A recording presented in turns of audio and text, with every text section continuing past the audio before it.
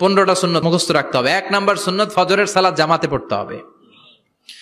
2 নামাজ মুনাফিকদের কাছে সবচেয়ে কঠিন, একটা হচ্ছে ফজরের নামাজ আর একটা এশার নামাজ। 2 নাম্বার সুন্নাহ হচ্ছে আসওয়াক, মেসওয়াক করা। মাতফারাতুন লিল ফাম মারদাতুন লির রাব, মেসওয়াক করলে দাঁত পরিষ্কার থাকে, আল্লাহ খুশি হয়ে যায়। বিশ্বনবী বলেছেন যদি আমার উম্মতের জন্য কষ্ট না হতো প্রত্যেক নামাজের আগে মেসওয়াক করা আমি ফরজ করে দিতাম। সুবহানাল্লাহ। মেসওয়াক ছিল বিশ্বনবীর জীবনের শেষ আমল। এই মেসওয়াক করে বিশ্বনবী শেষ নিঃশ্বাস ত্যাগ করেছেন। বিশ্বনবী বলতেন নি'মা সিওয়াকিয়াজ যাইতুন ফাইন্নাহু সিওয়াকি ওয়া সিওয়াকুল আম্বিয়া মিন ক্বাবলি। যাইতুনের ডালের মেসওয়াক কতই না ভালো, কারণ এটা দিয়ে আমিও মেসওয়াক করি, আমার আগে সব নবীরাই যাইতুনের ডাল দিয়ে মেসওয়াক করেছে। সুবহানাল্লাহ।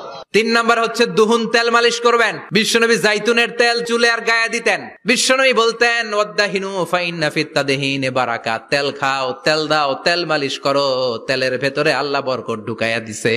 সুবহানাল্লাহ। 4 নম্বরে আত্তিব, জুমার দিনে সুগন্ধি লাগিয়ে যাওয়া সুন্নাত। বিশ্বনবী বলতেন এই দুনিয়ার 3টা জিনিস আমার কাছে সবচাইতে প্রিয়, হুব্বিবা ইলাইয়া মিন দুনিয়াকুম সালাস। 1 হচ্ছে আন-নিসা, নারীদেরকে আমি পছন্দ করি। 2 হচ্ছে আত্তিব, সুগন্ধি লাগাতে আমি পছন্দ করি। বিশ্বনবীরে কেউ সুগন্ধি হাদিয়া দিছে, বিশ্বনবী নেয় নাই, এরকম কোন ঘটনা ঘটে নাই। আল্লাহু আকবার।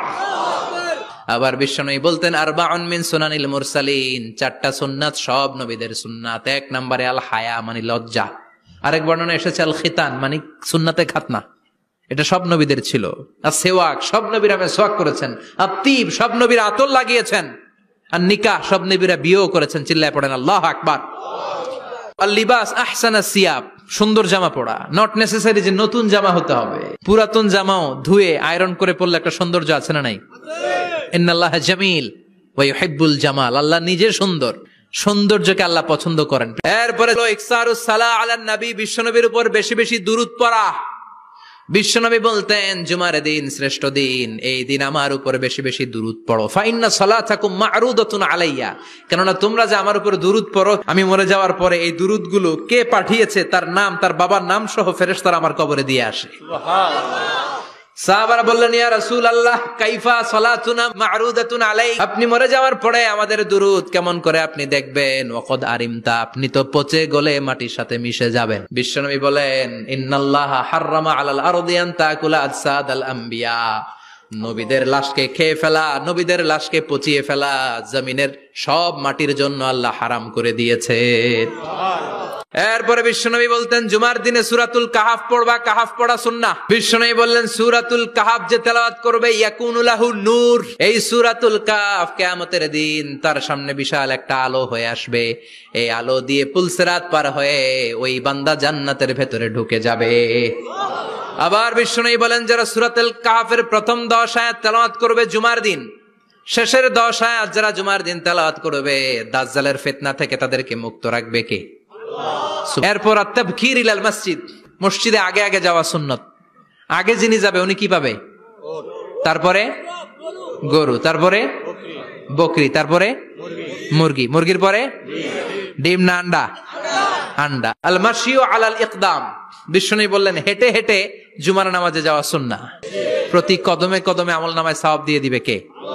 এরপরে বিশ্বনবী বললেন আদামু তাখাত্তি রিকাবান নাস, মানুষের ঘাড় ডিঙ্গিয়ে সামনে না যাওয়া সুন্নাহ।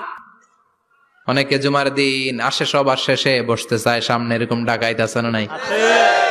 বিশ্বনবী জুমার খুতবা দিচ্ছেন, হঠাৎ এক সাহাবী সব সাহাবীর ঘাড় ডিঙ্গিয়ে ডিঙ্গিয়ে সামনে আসতেছে বুলেটের মতো। বিশ্বনবী বললেন থামো, এজেলেস বসো মিয়া, ফাকাদ আযাইতা ওয়া আনাইতা, আসছো দেরি করে আবার মুসল্লিদেরকে কষ্ট দিচ্ছ।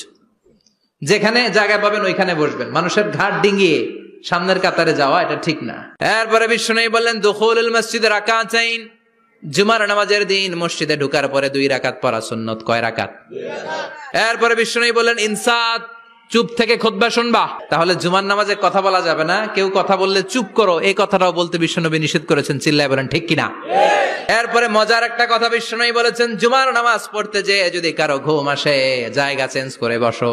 পুরো মসজিদের ডানে বায়ে রহমতে ঠাসা, খালি ঘুম আর ঘুম, আছে না নাই? ঘুম আসলে কি করবেন? উঠে যাবেন, উঠে জায়গা চেঞ্জ করবেন, পানির ঝাপটা দিবেন, ঘুম দূর করে দিবে কে? তারপরে বিশ্বনবী বললেন জুমার দিন দোয়া করলে কবুল হয়। এটা কখন? অনেক ইখতিলাফ আছে, বেশিরভাগ মুহাদ্দিসিন বলেছেন জুমার দিন আসরের নামাজের পর থেকে মাগরিবের আগ পর্যন্ত, বিশেষ করে মাগরিবের আগের আধা ঘন্টা, এই সময় আল্লাহর কাছে বান্দা যদি কিছু চায় এই দোয়া আল্লাহ ফিরিয়ে দেয় না। এই 15টা সুন্নাত আমল করা যাবে তো? সবাই রাজি?